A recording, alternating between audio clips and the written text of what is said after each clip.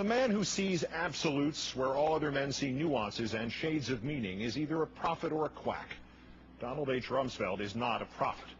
We end the countdown where we began, our number one story, with a special comment on Mr. Rumsfeld's remarkable speech to the American Legion yesterday. It demands the deep analysis and the sober contemplation of every American. For it did not merely serve to impugn the morality or intelligence, indeed the loyalty, of the majority of Americans who oppose the transient occupants of the highest offices in the land. Worse still, it credits those same transient occupants, our employees, with a total omniscience which neither common sense nor this administration's track record, at home or abroad, suggests they deserve. Dissent and disagreement with government is the life's blood of human freedom, and not merely because it is the first roadblock against the kind of tyranny the men Mr. Rumsfeld likes to think of as his troops still fight this very evening in Iraq. It is also essential, because just every once in a while it is right, and the power to which it speaks is wrong. In a small irony, however, Mr. Rumsfeld's speechwriter was adroit in evoking the memory of the appeasement of the Nazis. For in their time, there was another government faced with true peril, with a growing evil, powerful and remorseless. That government, like Mr. Rumsfeld's, had a monopoly on all the facts. It too had the secret information. It alone had the true picture of the threat. It too dismissed and insulted its critics in terms like Mr. Rumsfeld's, questioning their intellect and their morality. That government was England's in the 1930s. It knew Hitler posed no true threat to Europe, let alone to England. It knew Germany was not rearming in violation of all treaties and accords. It knew that the hard evidence it had received, which contradicted its own policies, its own conclusions, its own omniscience, needed to be dismissed. The English government of Neville Chamberlain already knew the truth. Most relevant of all, it knew that its staunchest critics needed to be marginalized and isolated. In fact, it portrayed the foremost of them as a bloodthirsty warmonger who was, if not truly senile, at best morally or intellectually confused. That critic's name was Winston Churchill. Sadly, we have no Winston Churchills evident among us this evening. We have only Donald Rumsfelds, demonizing disagreement the way Neville Chamberlain demonized Winston Churchill. History and 163 million pounds of Luftwaffe bombs over England have taught us that all Mr. Chamberlain had was his certainty and his own confusion, a confusion that suggested that the office can not only make the man, but that the office can also make the facts. Thus did Mr. Rumsfeld make an apt historical analogy, accepting the fact that he has the battery plugged in backwards. His government, absolute and exclusive in its knowledge, is not the modern version of the one which stood up to the Nazis. It is the modern version of the government of Neville Chamberlain. But back to today's omniscient ones. That about which Mr. Rumsfeld is confused is simply this. This is a democracy, still, sometimes just barely, and as such, all voices count, not just his.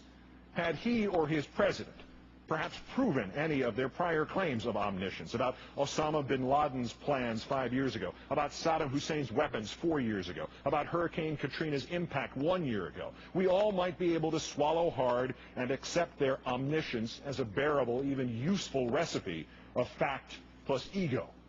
But to date, this government has proved little besides its own arrogance and its own hubris.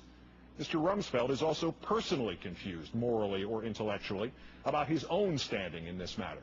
From Iraq to Katrina to flu vaccine shortages to the entire fog of fear which continues to envelop our nation, he, Mr. Bush, Mr. Cheney, and their cronies have, inadvertently or intentionally, profited and benefited, both personally and politically.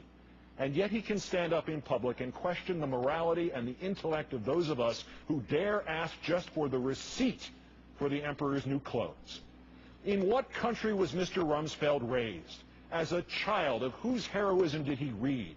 On what side of the battle for freedom did he dream one day to fight? With what country has he confused the United States of America? The confusion we as its citizens must now address is stark and forbidding.